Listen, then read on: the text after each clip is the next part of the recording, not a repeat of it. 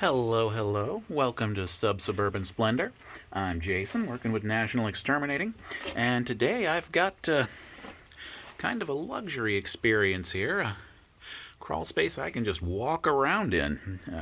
No need to put on the coveralls or get on my belly. Now, it is the very first part of December here. So a crawl space like this is really nice. In July, it'd be great. Now, the drawback of a crawl space that is tall enough to walk around in is, of course, people tend to store junk down here. Got some nails that were turned into a modern art sculpture here. Nah. You know, it always amazes me. People look at stuff like this, a couple of cinder blocks, a can of coffee from a brand I've never heard of, Chase and Sanborn. But people look at this stuff and say, I'm not going to take that to the trash. I think I'm going to save it for later, down under the house. Of course, a ladder is perfectly understandable. This is a great place to store a ladder, but why the old gardening terraces? Just throw that out, seriously. And it's got a duck down to get under that. And there's no insulation, so that's great. I can just look at everything as I go by. Checking out the piers, hopping over the plumbing. Ooh, this goes a lot farther back than I thought. This is an oddly shaped house.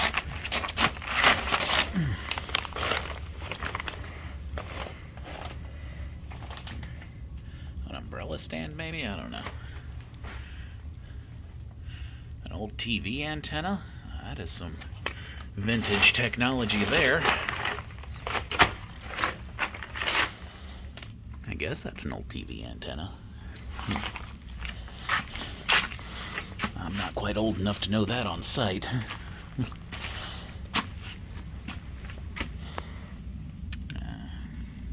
Someone was here and liked cheap beer.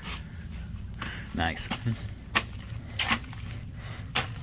As we go further into this crawl, it does get a little lower. I'm kind of duck walking here, but well, that sure as hell beats being on my face. And we've got our very common chaos corner where everything had to go for some reason. Can't see too much there. I can get a little closer. Maybe I can get a better look. Not really. But from what I can see, I think it's okay.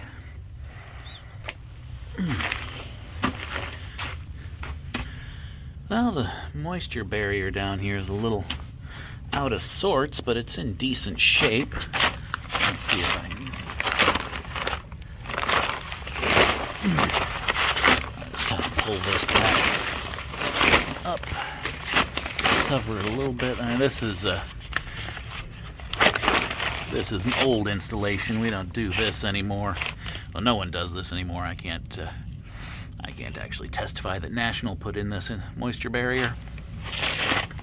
The theory used to be that you wanted about 80% coverage with the moisture barrier so that the water would have some place to escape. We've learned over time that that's not really a good idea. You do want a nice tight seal as much as possible down here. So a newer moisture barrier is going to cover pretty much everything and be tacked down really well. That's about the only thing I see going on down here. Everything looks good. And I don't have to sweat for this one.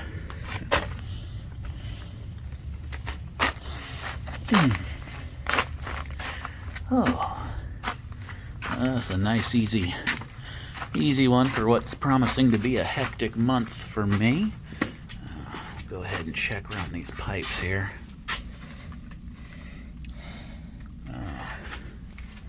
Subflooring's still yellow. Hasn't aged to gray.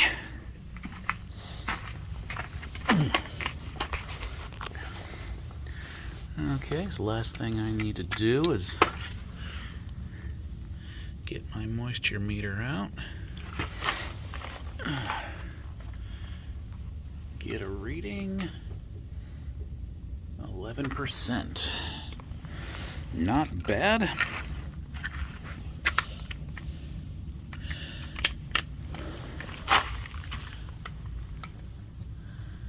And I can look over yonder and see where I've been taking readings over there for several years, and 11% is right about where this place stays.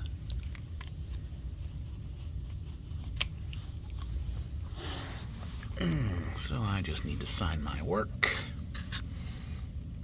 12/22, almost to the end of the year.